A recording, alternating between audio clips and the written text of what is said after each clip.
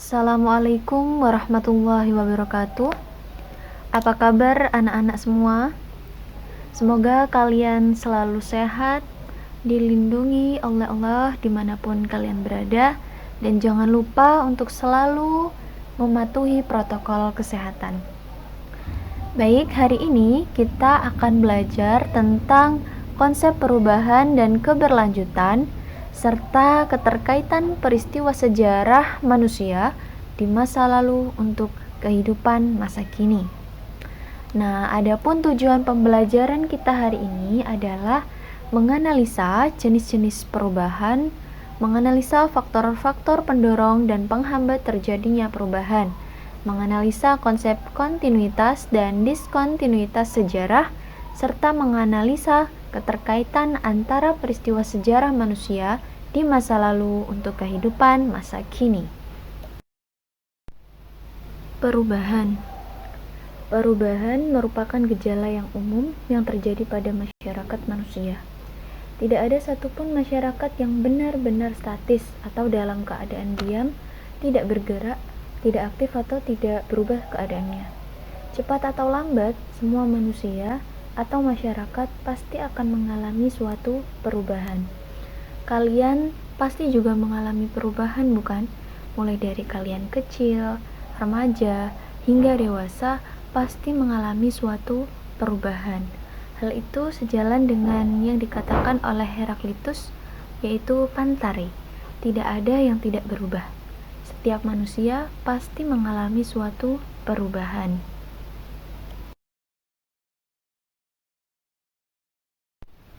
Jenis-jenis perubahan.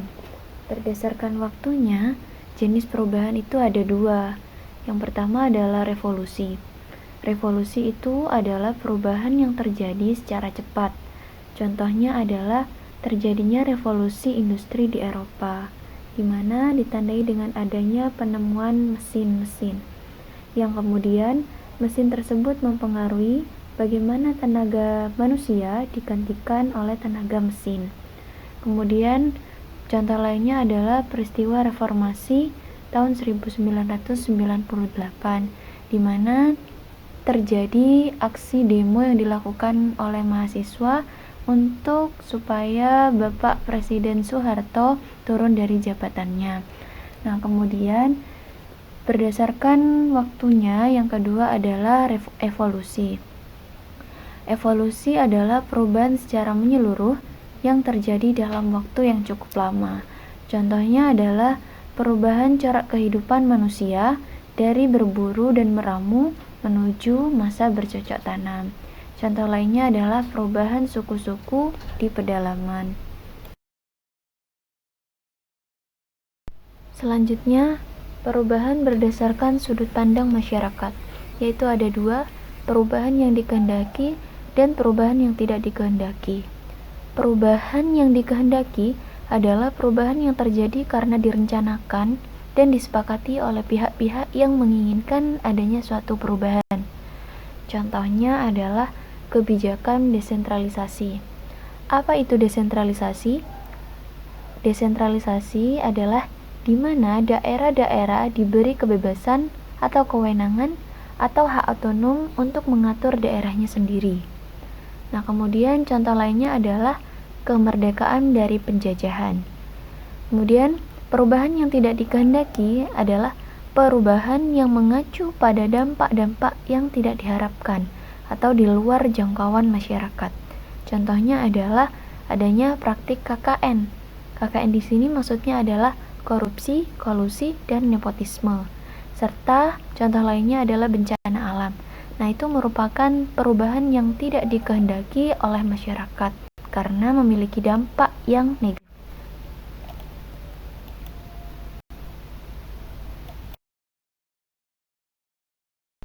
Perubahan berdasarkan skala pengaruhnya. Ada dua, yaitu perubahan sosial kecil dan perubahan sosial besar. Perubahan sosial kecil adalah perubahan yang tidak menyangkut masyarakat secara luas maupun lembaga sosial yang ada. Contohnya adalah perubahan mode pakaian. Kemudian, perubahan sosial besar adalah perubahan yang menyangkut seluruh aspek masyarakat dan memberikan pengaruh bagi kehidupan sosial. Contohnya adalah pergeseran kehidupan ekonomi dari masyarakat agraris ke industri. Contoh lainnya adalah krisis ekonomi global. Atau seperti yang terjadi saat ini adalah adanya COVID-19, adanya coronavirus 19. Nah, ini membawa perubahan yang besar bagi masyarakat, tidak hanya dalam bidang ekonomi, tapi juga berbagai aspek lainnya.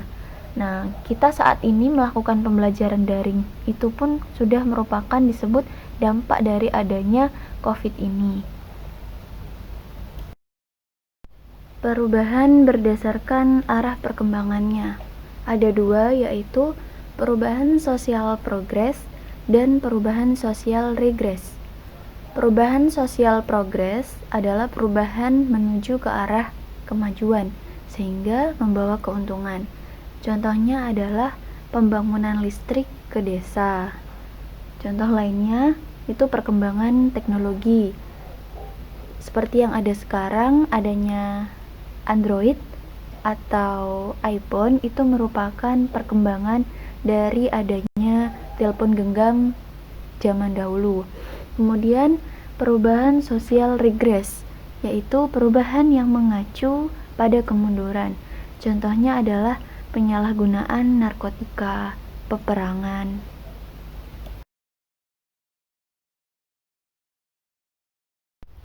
Faktor-faktor yang mempengaruhi terjadinya perubahan. Ada dua, yaitu faktor internal dan faktor eksternal. Faktor internal adalah faktor yang berasal dari dalam diri masyarakat itu sendiri. Yang pertama adalah dinamika penduduk atau perubahan penduduk. Nah, perubahan penduduk ini berarti bertambah atau berkurangnya penduduk dalam suatu masyarakat. Bisa disebabkan oleh kelahiran, kematian, ataupun transmigrasi atau urbanisasi. Nah, ini akan mengakibatkan terjadinya suatu perubahan dalam struktur masyarakat, seperti munculnya kelas sosial atau profesi. Kemudian yang kedua adalah penemuan-penemuan baru. Nah, seiring berkembangnya zaman, ini kebutuhan manusia akan barang dan jasa pasti bertambah kompleks. Nah, oleh karena itu, berbagai penemuan baru diciptakanlah oleh manusia untuk membantu dan memudahkan masyarakat dalam memenuhi kebutuhannya. Nah, penemuan baru ini ada banyak proses, yaitu 3 proses, yaitu discovery, invention, inovasi. Nah, kalian bisa pelajari. Kemudian yang ketiga adalah pertentangan atau konflik. Nah, di dalam masyarakat pasti terdapat suatu konflik atau pertentangan. Nah, mau tidak mau, ini dapat menimbulkan suatu perubahan. Contohnya adalah konflik yang terjadi di Poso atau di Madura. Kemudian, yang keempat adalah terjadinya pemberontakan atau revolusi. Faktor-faktor yang mempengaruhi terjadinya perubahan yang berasal dari luar atau disebut faktor eksternal, diantaranya yaitu bencana alam atau lingkungan fisik, seperti bencana alam tsunami, gunung meletus, ataupun bencana alam yang lainnya. Dan hal ini pasti menyebabkan terjadinya suatu perubahan. Kemudian yang kedua adalah terjadinya peperangan. Peperangan yang terjadi di luar negara kita, dan hal ini menyebabkan pengaruh atau membawa dampak terhadap negara kita. Itu juga menyebabkan terjadinya suatu perubahan. Nah, kemudian yang ketiga adalah pengaruh kebudayaan masyarakat lain. Misalnya nih, yang sedang berkembang adalah adanya drakor ataupun K-pop yang berasal dari negara lain atau negara Korea. Nah, ini pasti membawa perubahan terhadap generasi muda saat ini. Nah, mereka akan cenderung menyukai drama. Nah, tapi drama ini juga bisa berdampak positif jika mereka mengambil hal-hal yang positif di dalamnya. Nah, seperti itu. Faktor pendorong dan faktor penghambat terjadinya perubahan. Faktor pendorong terjadinya perubahan diantaranya adalah orientasi ke masa depan atau keinginan untuk maju. Nah, seseorang ataupun masyarakat yang memiliki keinginan kuat untuk maju pasti akan mendapatkannya. Seperti yang terdapat dalam Al-Quran, Allah berfirman bahwa Allah tidak akan mengubah keadaan suatu kaum kecuali mereka mengubah keadaan mereka sendiri. Nah, ini sudah jelas ya, bahwa jika seseorang memiliki keinginan yang kuat untuk maju, pasti mereka akan mendapatkannya. Nah, kemudian yang kedua adalah masyarakat yang heterogen. Nah, masyarakat yang bermacam-macam budaya, suku bangsa, ini akan mendorong terjadinya suatu perubahan. Mereka akan cenderung bersifat terbuka terhadap perubahan-perubahan yang ada. Nah, kemudian selanjutnya adalah pendidikan formal yang maju. Suatu pendidikan yang maju yang memiliki keterbukaan terhadap perubahan pasti akan mendorong terjadinya suatu perubahan. Kemudian faktor penghambat terjadinya perubahan. Yang pertama adalah kurangnya hubungan dengan masyarakat lain. Mereka cenderung tertutup dan tidak mau menerima budaya atau perubahan dari masyarakat lain. Kemudian yang selanjutnya adalah perkembangan ilmu pengetahuan yang terlambat. Nah, yang ketiga adalah sikap masyarakat tradisional yang konservatif. Konservatif di sini maksudnya adalah kuno ya. Mereka melihat perubahan sebagai ancaman yang membahayakan mereka.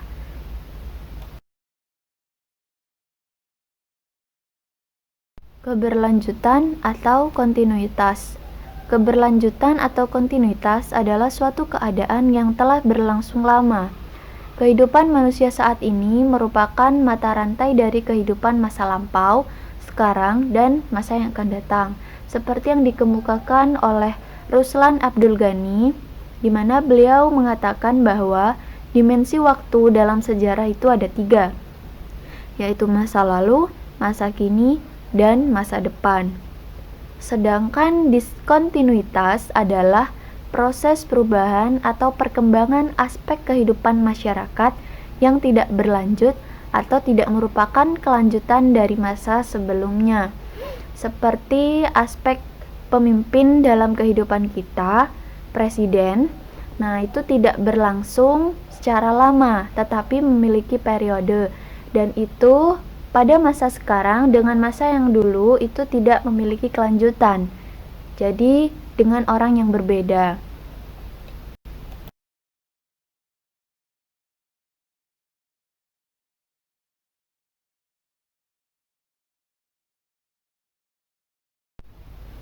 Seperti yang tertera pada layar, keberlanjutan itu memiliki garis yang lurus, dan sedangkan perubahan memiliki garis yang zigzag.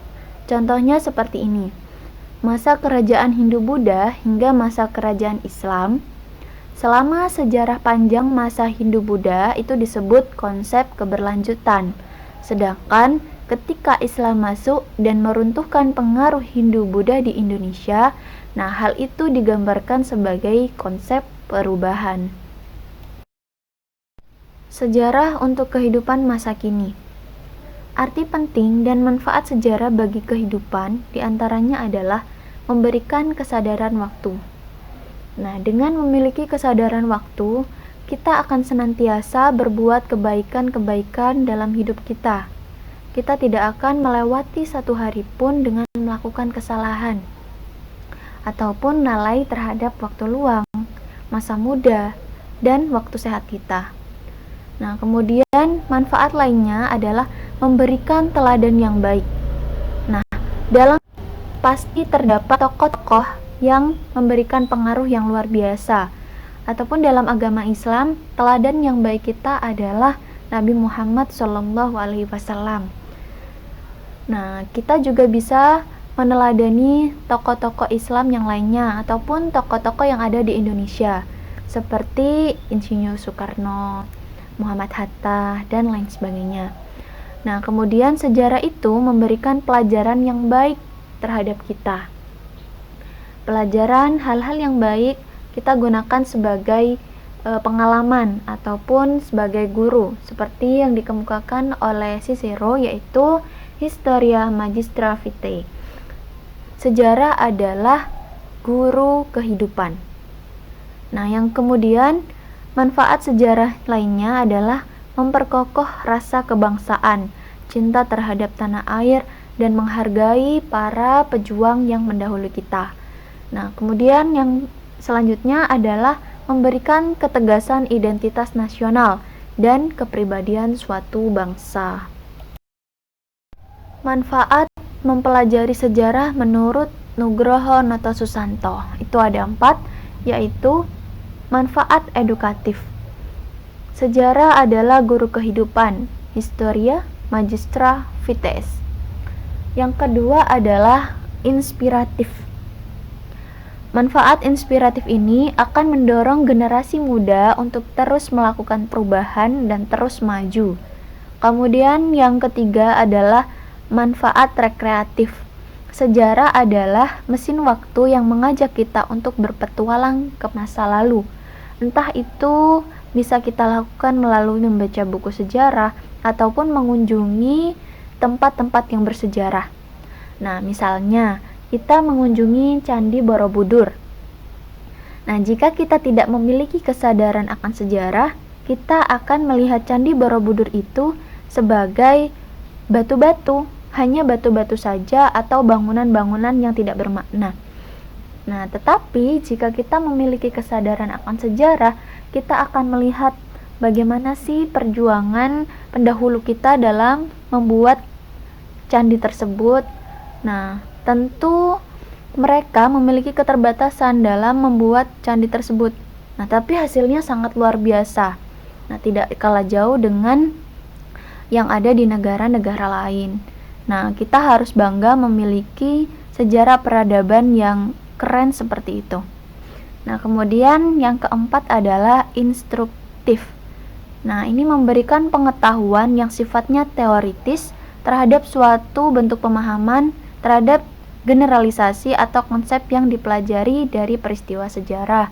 Nah, ini manfaat instruktif maksudnya adalah memberikan pengetahuan yang sifatnya teoritis yang dapat kita gunakan dalam memecahkan suatu masalah di kehidupan kita. Seperti itu. Cicero, seorang orator terkenal Romawi yang ungkapannya sangat terkenal, yaitu Historia Magistra Vitae. Sejarah adalah guru kehidupan. Nah, masa kini yang ada itu merupakan produk dari perkembangan masa lalu atau sejarah.